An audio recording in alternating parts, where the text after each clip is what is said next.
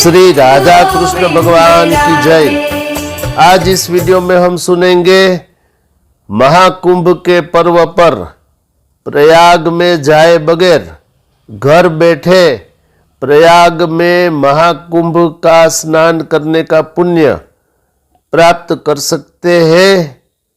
तो इसका स्पष्ट उत्तर है कि मनुष्य प्रयाग में जाए बगैर महाकुंभ के पर्व पर महाकुंभ के स्नान का पुण्य घर बैठे प्राप्त कर ही सकते हैं। कैसे, इस वीडियो में जानेंगे, क्योंकि मैं शास्त्र के प्रमाण सहित बोलने वाला हूं, इसलिए आप इस वीडियो को अंत तक अवश्य देखिएगा, इसे शेयर भी करिएगा। अस्तु, तो सबसे पहले जान लेते हैं प्रयाग तीर्थ क्या है। तो प्रयाग समस्त तीर्थों का राजा है, केवल तीर्थ ही नहीं है। और इस प्रयाग तीर्थ जो राजा है तीर्थों का, उसकी 7 प्रमुख रानियां है।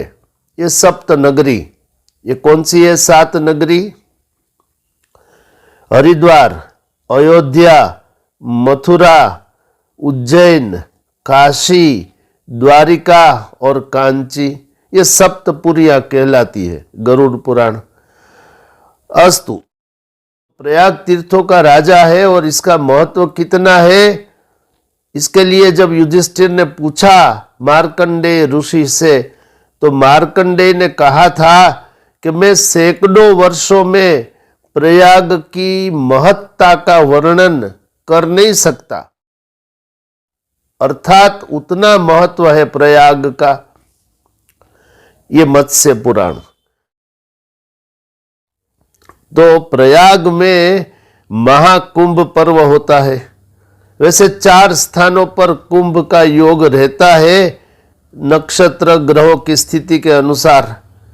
इसमें प्रयाग, हरिद्वार, उज्जैन अर्थात अवंतिका और नासिक, ये 4 स्थान है।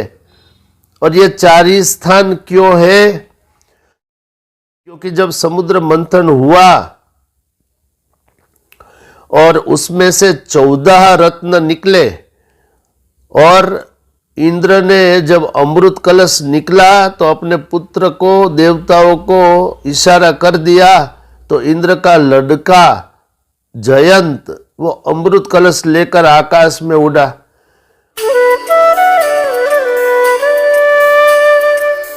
शुक्राचार्य ने उसके पीछे असुरों को लगा दिया।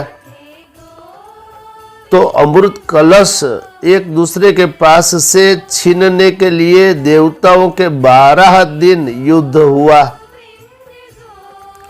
उस समय जो अमृत के बिंदु पृथ्वी पर गिरे, पृथ्वी पर वो अमृत के बिंदु पड़े, वो इन्हीं 4 स्थानों पर पड़े। प्रयाग, हरिद्वार, उज्जैन और नासिक। इसलिए इन्हीं 4 स्थानों पर ये महाकुंभ अथवा कुंभ अथवा अर्ध कुंभ का जब जब ग्रह नक्षत्र के राशि के हिसाब से संयोग बने तब तक ये पर्व मनाया जाता है। और इसका उल्लेख वेदों में भी है, ध्यान दो, केवल पुराणों में ही नहीं, वेद भी कहता है।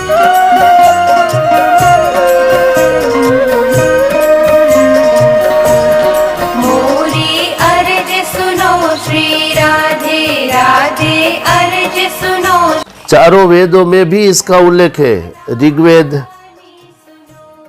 शुक्ल यजुर्वेद, सामवेद और अथर्ववेद, ये चारों वेदों में अमृत कुंभ का, कुंभ पर्व का उल्लेख है।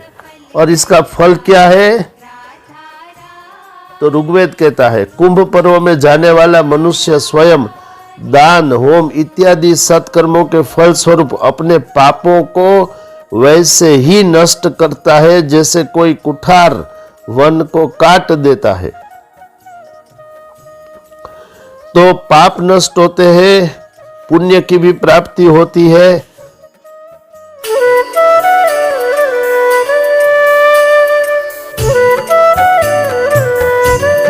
राधे और क्या पुण्य फल मिलता है? तो शास्त्र कहता है जो मनुष्य कुंभ योग में स्नान करता है वह अमृतत्व मुक्ति की प्राप्ति कर लेता है। जिस प्रकार दरिद्र मनुष्य संपत्तिवान मनुष्यों को नम्रता पूर्वक अभिवादन करता है, वैसे ही कुंभ स्नान करने वाले मनुष्यों को देवता लोग अभिवादन करते हैं। स्कंद पुराण। और क्या महत्व है प्रयाग स्नान का? कि कार्तिक महीने में 1000 बार गंगा में स्नान करने का जो पुण्य फल होता है, माघ में 100 बार गंगा में स्नान करने का पुण्य फल होता है, और वैशाख मास में 1 करोड़ बार, ध्यान दो, वैशाख मास में 1 करोड़ बार नर्मदा में स्नान करने का जो पुण्य फल होता है, वही पुण्य कुंभ स्नान करने वालों को प्रयाग में प्राप्त होता है। ये स्कंद पुराण कहता है। और क्या कहता है शास्त्र, वो भी सुन लीजिए। फिर शास्त्र कहता है प्रयाग कुंभ स्नान का पुण्य 1000 अश्वमेध यज्ञ का पुण्य, 100 वाजपेय यज्ञ का पुण्य, और संपूर्ण पृथ्वी की 1,00,000 बार प्रदक्षिणा करने से जो पुण्य फल प्राप्त होता है, वही पुण्य फल प्रयाग में कुंभ स्नान के अवसर पर मनुष्य प्राप्त कर लेता है। ये श्री विष्णु पुराण। अस्तु, तो अभी तक आप लोगों ने प्रयाग का महत्व सुना, कुंभ की उत्पत्ति सुनी, ये 4 जगहों पर अमृत के बिंदु पड़े गिरे वो भी सुना, और कुंभ का उल्लेख चारों के चारों वेदों में है ये भी जाना। आइए अब हम जानते हैं घर बैठे ये पुण्य कैसे प्राप्त करें। तो फिर चलिए शास्त्रों में। शास्त्र कहता है जो मनुष्य बिल्व के वृक्ष की जड़ में, मूल में भगवान शंकर के मस्तिष्क पर अभिषेक करता है जल से, पंचामृत से, तो वो मनुष्य संपूर्ण तीर्थों में स्नान करने का पुण्य फल प्राप्त कर लेता है। तो प्रयाग तीर्थ भी इसमें आ गया, और बाकी के जितने तीर्थ है वो सब तीर्थों में स्नान करने का पुण्य भी इसी धर्म कर्म का पालन करने से घर बैठे मिल जाएगा। अर्थात क्या चाहिए मनुष्य के पास? एक शिव जी की प्रतिमा छोटी सी और एक बिल्व वृक्ष, बस बिल्व वृक्ष की मूल में शिव जी की प्रतिमा रख दीजिए और उस पर जल से, पंचामृत से अभिषेक कर लीजिए श्रद्धा पूर्वक। तो प्रयाग तीर्थ सहित समस्त तीर्थों में स्नान करने का पुण्य फल प्राप्त हो जाएगा। अब प्रमाण सुनिए। ये मैंने आपको श्री शिव महापुराण के विद्येश्वर संहिता के 22वें अध्याय के 25वें नंबर के श्लोक को आप लोगों के समक्ष प्रत्यक्ष कर दिया, बोल दिया। अस्तु,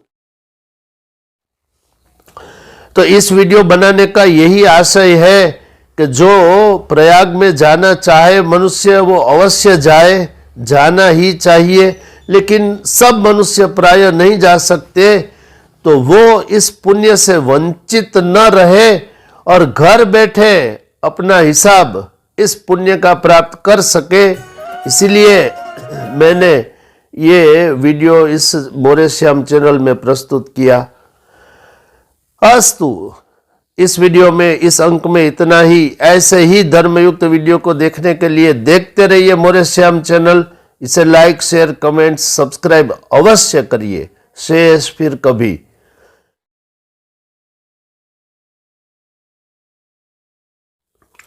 आज मेरा गला साथ नहीं दे रहा, फिर भी मैंने ये बोल दिया है।